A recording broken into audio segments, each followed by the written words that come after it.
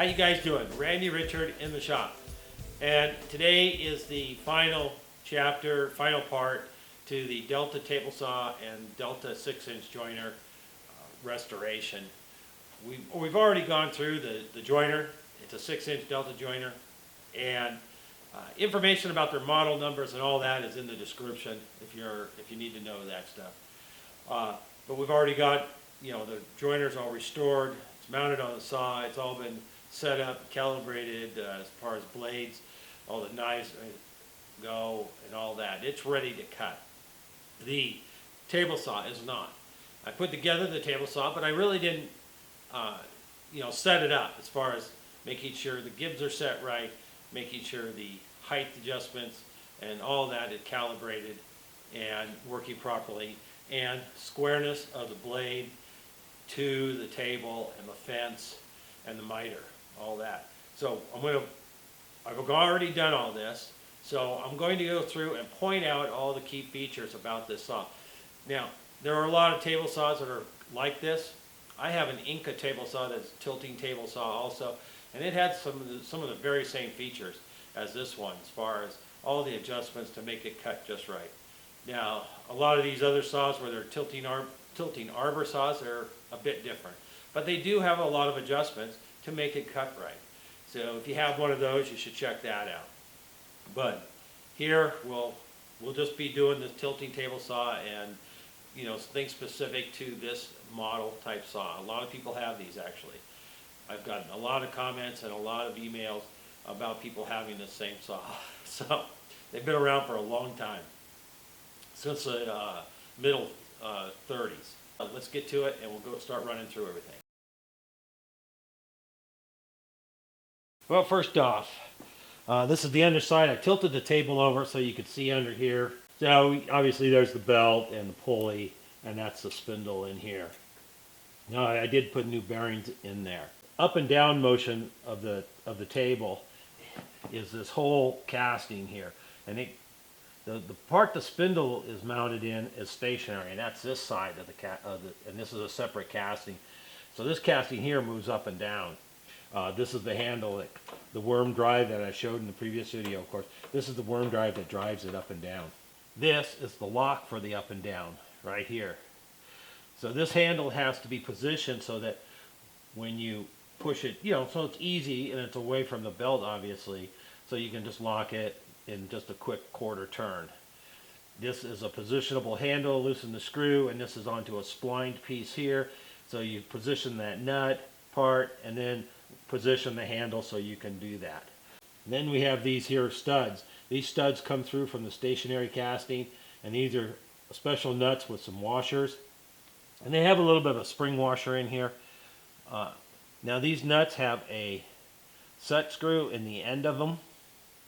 They're like a big acorn nut. So you set those to apply some friction here so the casting doesn't rock. There's two of them, one on each side, and then you tighten the set screw. Now you want to be able to crank the table up and down freely, so it moves freely, but you don't want any movement rocking back and forth. Okay, so those are all set, and then you can lock it. This control here is the tilting table, and it has a screw, and it's a rack and pinion type of setup. So you have this rack here, quadrant, to tilt the table. And on here we have two stops. We have a stop here for 0, table level and square, and then a stop on the other side for all the way over here at 45 degrees. There's no other stops in between, so you rely on the pointer, which is right here. So you set that to the proper spot, when you calibrate it to 0. So after you set these so they're sliding nice, then inside here, right here, and up behind here, there's 3 screws, and there's a gib in here in the ways, and that stops rocking in this direction, rocking back and forth this way. So you want to adjust that so there's free motion for it to slide up and down, but you don't want any movement back and forth. So we've set those screws to apply a little bit of friction in there. And we've greased all of that. Also over here we have 3 oil holes. We have one here, and one up here. You can put a drop of oil in here, a few drops of oil in here, and that lubricates this shaft in here for this to turn freely. And these obviously lubricate this shaft and the inside where the worm gear is, down inside here. I think people probably forget about those. So now you've done this gib and you've done these, and then you'll rotate the table upright. Once we have it upright and level, or flat, we square it up and we set our stops here to 0. So we get this quadrant set up square. Now on the other end, over here on this far quadrant, there is a friction piece, and I'll swing around and we'll show you that. Now this is that other side. Here's this friction piece. Inside here is a spring on another one of these fancy acorn nuts with a set screw. And you set this to apply friction to this side of the other quadrant. This one does not have a rack, it's just a slide, and it just provides sliding friction. Most of the time these get broken, cracked right through here, and this one's not broken, fortunately. So you set this so you have some sliding friction on the table, that's all. Here's that other side of the other nut for the up and down motion that you set. This arm here is for blade guard. I don't have the guard. I do have the piece that goes in here, and I'll supply that with him if he wants to ever use it. But that's what this is for. Or an anti-kickback. I think I might have the anti-kickback. Now I'm going to crank the table back to the level position.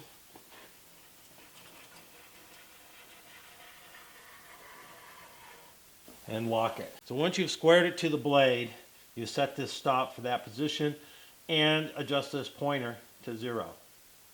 Just a screw here. Right in here, this is where those screws are. There and there for that gib, and up here. Kind of a pain. They have a hole here for you to get to that one. This here pointer on this badge is for the table height.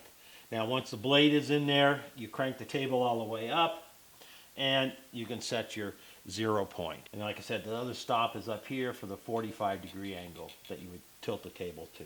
Now the last adjustment you really want to be doing, after you've done everything down here, you want to adjust the table square to the blade.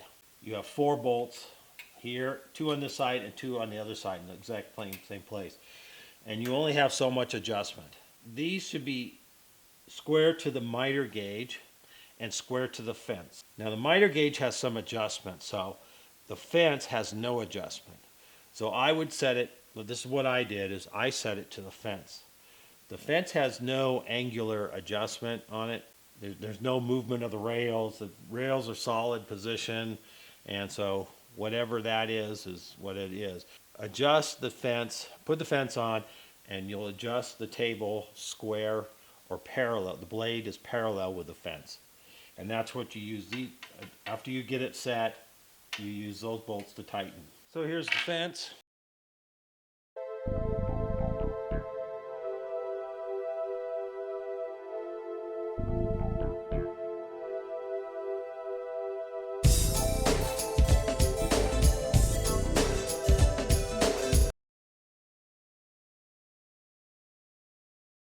This is the lock for this end right here. This is the micro adjustment. There is a scale engraved on top, and this is the lock for the far side. You tighten it here, it has a rod and all that. But there's no adjustment really in any of these bolts to make the fence adjust it any angular. It's actually quite a rigid fence, but there's no adjustment. So you need to adjust the whole table. Push that up, knock your, now this is an original insert, so it has a few little nicks in it, but minor we'll be using. If you want a 0 clearance one, nobody seems to sell one for these size. No one's making one. I was hoping Greg from Greg's Garage, he made some for the Unisaw, but they're a lot longer than this hole, so I couldn't use one of those. He made some really nice ones, and I wouldn't have mind getting one of those, except it just wouldn't fit. But for a zero clearance one, you'll have to, make your own. A wood one works fine. So let's slip a blade on. This is what I'm going to use. I'm going to supply a ripping blade and a crosscut blade. I've been using Freud blades for 40 years, and they are awesome blades. I've never had a problem with a Freud blade, and they perform just superb. I'm not getting paid to say that. These I bought everything for this saw. I paid full price for them. These are awesome blades, and don't you love the color? That could not have been a reason why I bought it, but it sure helped.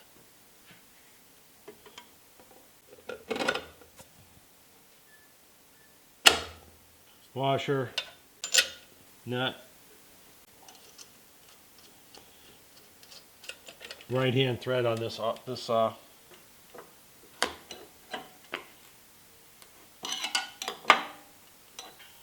Now the insert here, the blade insert, has 4 screws on the bottom. And you adjust those so that it sits flush with the table. And you don't want it to rock if you can help it. Now there's a pin on this end that goes underneath the lip. And then now you sit there and you play with it and adjust it until you get it's nice and flush. So nothing's going to catch on it when you push a board across it or slide something across. And so it's nice and flush with the table and not rocking. Now to set the table square, so I choose a number. It doesn't matter what. This square is a really nice square. It's a Bridge City Toolworks one, and it has scales on it, right? So this is imperial, 32nds of an inch. So I set this up against my fence. Every other tooth is square, and every other tooth has a beveled. So it's a little hard on those. Pick a square one. And in this case, I'm going to pick, let's say, 5 inches. So I'm just going to come into 5, lock it down on this end, and then lock the other side. And I flip my square around to the other side to a square tooth and see where it is. And with those 4 bolts, are just kind of, they're not super loose, but they're not real tight. And I move the table around until I get it parallel with the blade. And right now it looks to be right on the money at 5 inches, right? Because I've already adjusted it. And then the other thing you want to make sure about is the blade in the middle of the opening in your insert. You don't want it to be too close to the edge, or because it could hit. And that's how, this one got hit before. The blade can flex and hit the edge. So you want it in the middle of the kerf, the opening in your insert. So you adjust your table to the middle and then get it square and then tighten it down. Now I added 1/4 inch thick scales to the side of the fence. So I have to make up for that 1/4 inch because originally they didn't have any scales. And so I made a new pointer with an offset in it so I can adjust it over that 1/4 inch. The other pointer was not enough adjustment. There we go. Nice little pointer, so we made up for that 1/4 inch, and it's right on 5 inches. Then we have the miter. Here's the miter. I refurbished this up and I blued this rod, fixed all the screws up and all that. This one does have a small cut in it. The other ones I have big cuts in it. I just opted to do nothing, but I think maybe a little JB weld might happen in there or something. We'll see. I might just not do anything. Almost all of this style are cut. Very hard to find one that's not. It's from tilting the table and not watching what you're doing. These thumb screws were, kind of tough shape. So I made 3 new thumb screws out of stainless for this, and that and some new nuts on there and small ones so they don't hit. This has a little so we can adjust to 45. This has a little flip out stop here. You flip out of the way so you can go over to the 45 stop, flip it in, put it there. And each one's adjustable, 45 each way and at 90. So it just goes in the grooves. There's 2 grooves on the saw, which is nice. All right, with the table all the way down, put a square this way. This is how you check squareness of the table to the blade. And that's where you would adjust that stop underneath. This is a static check. If you run a piece of wood, if you run some wood through and you don't have a square end, adjust it to cut square, not by this. You might have to do that. Blades are not flat. They usually have a very slight concavity to them, and they'll flatten out when they run. So all I can say is adjust it by how the saw cuts, not just by instruments. So you might have to make some fine-tuning adjustments if you want it to be cutting perfect. The moment of truth. So here's the joiner. All right, we're plugged in. We have just the belt on the joiner. One feature about this joiner, so the board can come through and it'll push that guard out of the way, which is real nice. You know, or if you're this way, real nice. If you're edge joining, this is fine and all that. Goes good, no problem. But if you have a board that is not thick enough, that can slip under this side on the outfeed table, because this is cut out over here. It's not like this over here. This side goes closer to the table than this side does. Has about a 1/2 inch gap, and it starts here on the front and then goes around. See that? See how it goes over the board? And then there's a big gap, about a 1/2 inch gap here, actually, to just from the fence down to the outfeed table. So you have to be aware of that when if you're going to plane a face off with it. As you go through, if your board was too thin, it could slip right underneath there and kind of screw you up. Or the guard can slip over as you come through and slip over that, and kind of, it won't really hurt anything, but it could scare you or make you don't feel comfortable about it, right? So be aware of something like that, where at least on this setup, where you might need a thicker board, or you're going to push this all the way out of the way or something. I've set the joiner for 1/32 of an inch.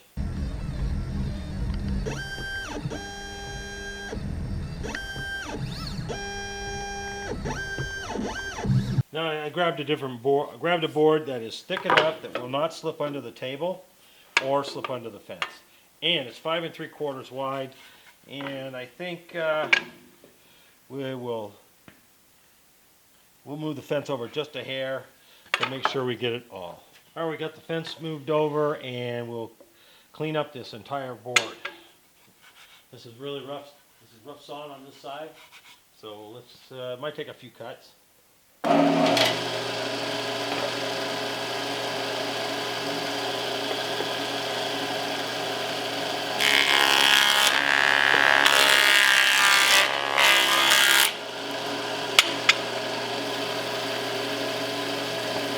Not quite all cleaned up.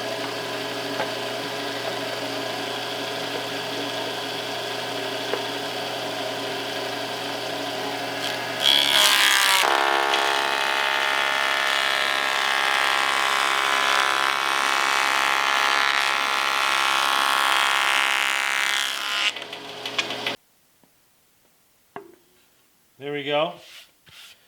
All cleaned up. Very nice. Now, you heard it slow down, and I was pushing a little faster, and that's all. So there's a little bit, see those little lines? A little bit of waviness to it. But, hey, I cleaned it up just awesome. A little sanding, it would be just perfect.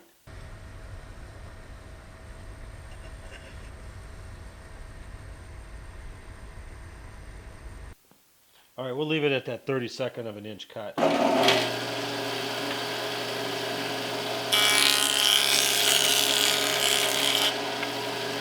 Oh, awesome. We'll do both edges.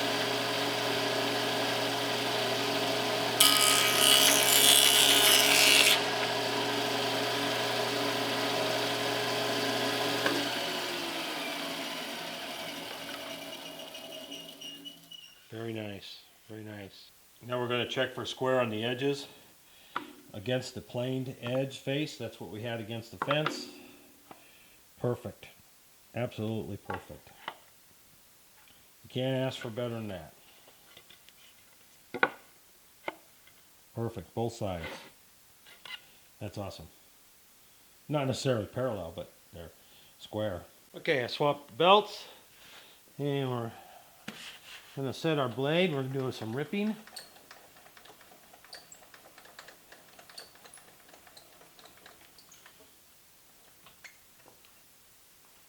Locking the table.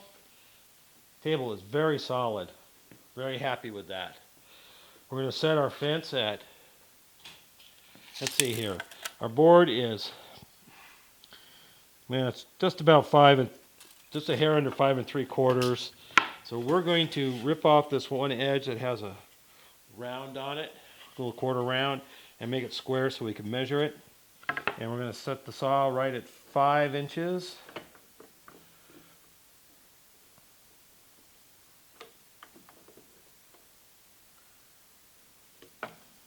Do it just like if I was using it.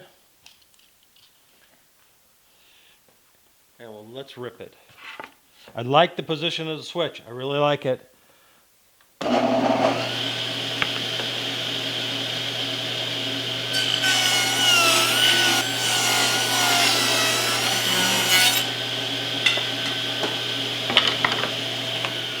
That went through like cutting butter. And it was perfectly parallel, no binding. Oh, that was absolutely awesome. And it's exactly 5 inches. Right on the money. That's just using the tape measure. Exactly 5 inches. Okay. The other question would be, is it square? Here's our sawed edge, which I can barely tell at the sawed edge. Let's see. Perfectly square, just as if I had jointed it. Square, parallel, cuts perfect. Now let's do a cross cut. We'll change the blade. All right, this is a Freud Kerf cross cut blade, 60 tooth blade. This saw has a 5/8 arbor, just note. And of course I unplugged it before I am doing this. Alright, I have the fence here, but I'm not using it as a stop. Do not do that. What can happen is if you're cross cutting and you have this against a stop here, this can easily bind and that comes flying out, and you don't want to be in the way. You can get very much hurt.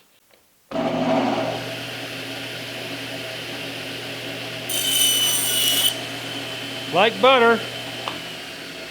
So let's see how square that is. We cut it like this. This edge was against the miter.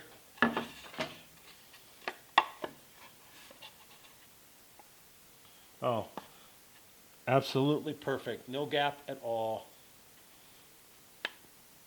You can't ask for a better cut. Like I said, let's see, the sides are parallel, so that should be good too, and it is. You can't ask for a better cut. I've set the table over at 30-degree angle. We're going to do a cross cut at 30 degrees.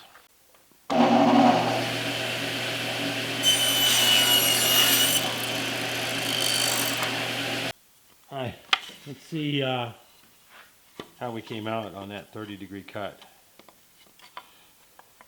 I just used the scale underneath.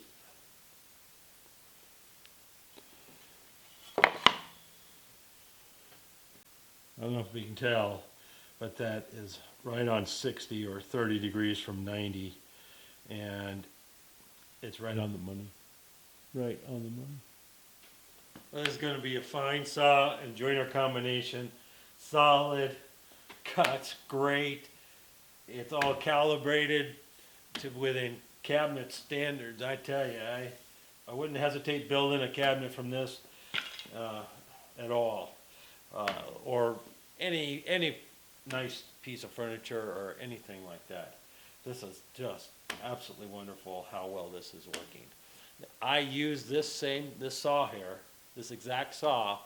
This is what I used building my addition, was this table saw.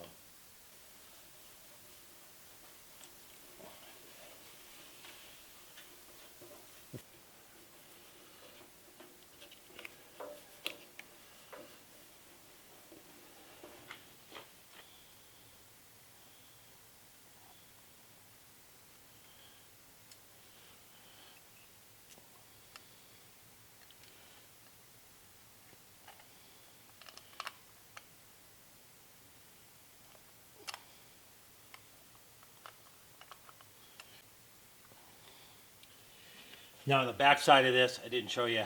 I engraved the date that I overhauled the motor, and I put the bearing numbers on there, engraved in the back. So you don't have to take the motor apart to get the information.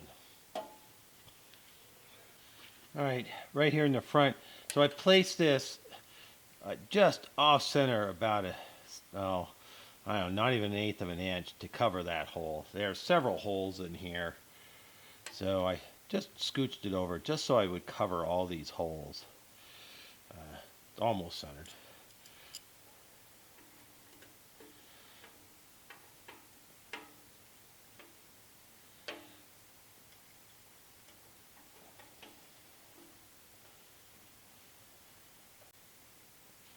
Very happy with that. That looks really a finishing touch to put on there. That being now stainless, it won't tarnish or anything, so it should look really good. Well, you guys, thank you. Thank you for sticking with the project. I can't be more happy how this all turned out and how it works and all that. It's just wonderful. This will be a great unit, and I think you'll enjoy it. It'll be sad to see it go. I wouldn't mind keeping it in the shop. I just don't have the space, and I have a good table saw. I have a Delta Unisaw that I use, so it's time to pass it on. So this is a wrap. Please subscribe. Please buy some of the tools. Buy a knocker that you saw me use in many spots on the saw and on the setting up the joiner. Great tool, and help support the shop and help support projects like that. It helps pay for the paint. It helps pay for some of the wood that I had to, that I had here. So, it helps pay for the nuts and bolts and, cleaning supplies, paint stripper, things like that. All this little stuff, it does cost, and but you're helping contribute to a really fine project here. And thank you, and I'll catch you in the next video. Also, if you'd like, buy me a coffee. I have a buy me a coffee link down in the description. Click on that and contribute $5 or something and buy me a coffee, and that will help support the channel. I do appreciate it. Thank you. These will be the final badges that go on the saw. This one is for the motor peckerhead. So I did my entire sticker logo on there. Very hard to see, but there you go. Came out awesome, really. Awesome. And this will be the badge. There used to be a decal on the front of the saw, on the base, along the edge, and that was obviously lost. It was an actual decal, and I'm going to put this in that basically the same spot. And let's see here, we got a couple of blued steel screws to hold it on. And I'll tell you what this is. See if I can hold it so you can see it. This one's aluminum and this one's stainless. I had some 1/8" stainless, so this came out actually really well, really nice. All with the diamond engrave on there. I have I put the logo on there also, the same one. And then at the top the top up here, I did a banner, a little banner with the Delta, and that's very similar to what they did on their badges. They put a little banner on there that says Delta. Then over here I have original owner was Otis Owens. He was my grandfather. And then I have restored and customized by Randy Richard. Date started 1/5/2021. Date completed 12/25/2021. Presented to Ryan Coldwell on 12/25/2021. He's my son-in-law. Table saw model 1160 and then 34-305/307. I'm not sure what the difference was between those two, the 305, 307 deal, but that's what it says on the manual for the saw. Year was about 1938 when he purchased the saw. And the model joiner is a 654 37-307 6-inch. Old style. I guess they had a newer style. But this is the same vintage as the saw within a few years. Now, so the joiner was donated by Gary Brown of Old Iron Machine Works. And some of the parts for the table saw he donated also, and I used some of those. I mostly used the original parts, but there's a couple things, the table and the gear were used from Gary's donation. And then made in the United States of America. Now I put this on there, obviously it was made in the US, but this is how they said it on their badges. Made in they wrote it all out. Very cool. So, made in the United States of America. So this will go on the front. Let's put them on. And I have a nice little American flag sticker I'm going to stick on the saw also.